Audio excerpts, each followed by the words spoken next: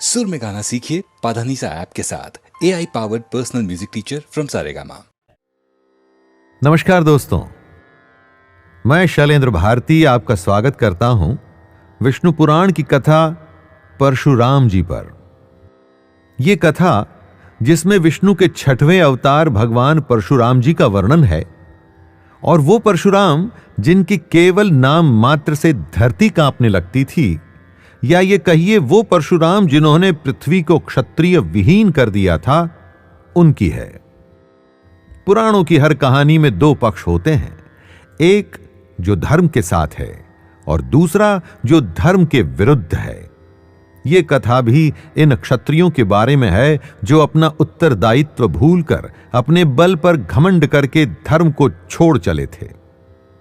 हमारी आज की इस कथा के दो मुख्य पात्र हैं। परशुराम तो हैं ही, पर उनके साथ हैं राजा कार्तवीर्य सहस्त्रार्जुन। महिष्मंत वंश ने कभी नर्मदा नदी के किनारे महिष्मती नामक नगर को बसाया था। इसी महिष्मती नगर को आधुनिक समय में महेश्वर कहा जाता है। महिष्मंत चंद्रवंशी थे।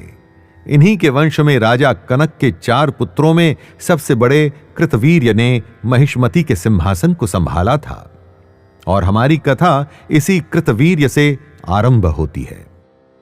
महिष्मंत वंश के राजपुरोहित हुआ करते थे भार्गव वंशी ब्राह्मण, और भार्गव वंशी ब्राह्मणों के प्रमुख थे जमदग्नि ऋषि, जो कि परशुराम के पिता थे। जमदग्नि ऋषि और राजा कृतवीर्य के मधुर संबंध थे। इन्हीं राजा कृतवीर्य के पुत्र हुए अर्जुन। कृतवीर्य के पुत्र होने के कारण इनका नाम कार्तवीर्यार्जुन भी पड़ गया। कार्तवीर्यार्जुन भगवान दत्तात्रेय को अपना इष्ट मानते थे। एक बार उन्होंने भगवान दत्तात्रेय की अथक आराधना की और उससे भगवान दत्तात्रेय प्रसन्न भी हुए। अपनी प्रसन्नता को दिखाते हुए भगवान दत्तात्रेय ने कार्तवीर्यार्जुन को 1000 हाथियों के बल का वरदान भी दे दिया, और इसी कारण से कार्तवीर्यार्जुन को सहस्त्रार्जुन से भी जाना जाने लगा। कहते हैं सहस्त्रार्जुन का पराक्रम ऐसा था कि रावण भी उनसे डरता था। सब कुछ सही चल रहा था, पर एक दिन किसी कारण से ऋषि वशिष्ठ ने सहस्त्रार्जुन को श्राप दे दिया। बस उसी दिन उसकी बुद्धि फिर गई। बल और शक्ति आने के बाद कितनी ही बार ऐसा होता है कि लोग उसे संभाल नहीं पाते, वो अपने को भगवान समझने लगते हैं, और यही संकेत होता है दोस्तों आपके अंत होने का। और ऐसा ही हुआ कि उनका भी अंत निकट आ गया। सहस्त्रार्जुन परशुराम जी के पिता जमदग्नि के आश्रम गए हुए थे। वहां पर सहस्त्रार्जुन को एक गाय दिखी। ये कोई साधारण गाय नहीं थी, ये गाय थी कामधेनु गाय। कामधेनु वो गाय होती है दोस्तों जो आपकी हर मनोकामना को पूरा कर सकती है। गाय को देख करके घमंडी सहस्त्रार्जुन के मन में उसे प्राप्त करने का लालच आ गया। दोस्तों, जो मन में आता है ना, वो आपके कर्मों से भी दिख जाता है। सहस्त्रार्जुन बलपूर्वक उस कामधेनु गाय को आश्रम से अपने महल में ले आया। जब परशुराम को यह बात पता चली कि राजा उनके पिता की गाय को अपने महल लेकर गया है, तो वो उसे पाने के लिए सहस्त्रार्जुन के पास जाने का निर्णय लेते हैं। यानी कि अब युद्ध निश्चित था। एक ब्राह्मण और एक क्षत्रिय आमने सामने थे। परशुराम विष्णु के अवतार थे। सहस्त्रार्जुन भी कम नहीं थे, उसमें भी 1000 हाथियों का बल था। दोनों में प्रचंड युद्ध होता है। युद्ध में परशुराम सहस्त्रार्जुन की 1000 भुजाएं काट देते हैं, अर्थात सहस्त्रार्जुन युद्ध में परशुराम जी से हार जाता है। पर यह बात यहां पर नहीं रुकती दोस्तों।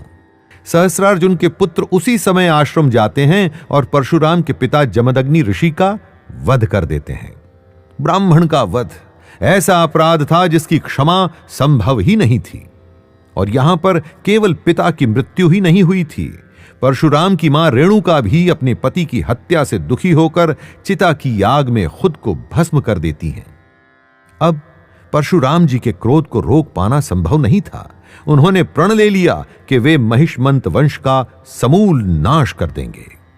उसके बाद परशुराम और सहस्रार्जुन के पुत्रों के बीच में कई भयंकर युद्ध हुए और हर युद्ध में क्षत्रिय हार गए और ब्राह्मण देवता परशुराम जी की जीत हुई।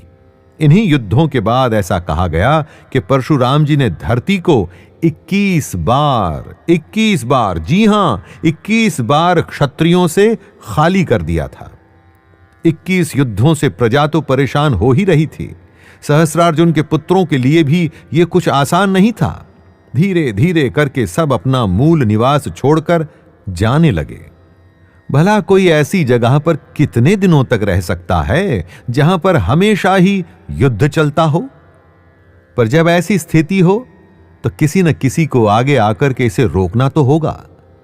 और यह उत्तरदायित्व उठाया महर्षि ऋचिक ने और परशुराम से रुकने के लिए कहा।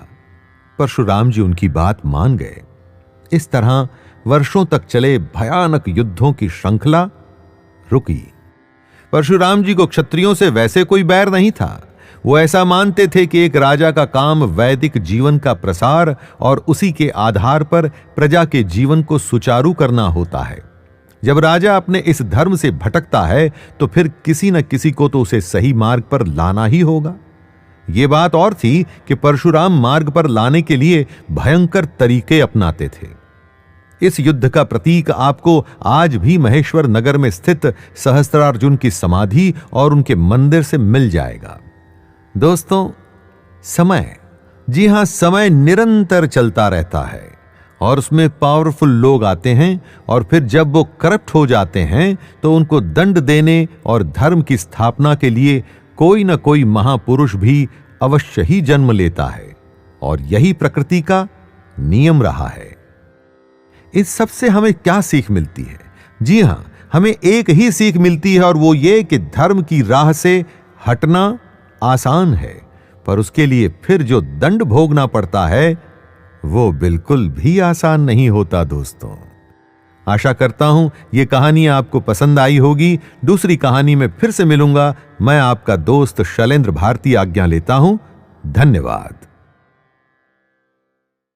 परशुराम विष्णु के अवतार थे। सहस्रार्जुन भी कम नहीं थे। उसमें भी 1000 हाथियों का बल था।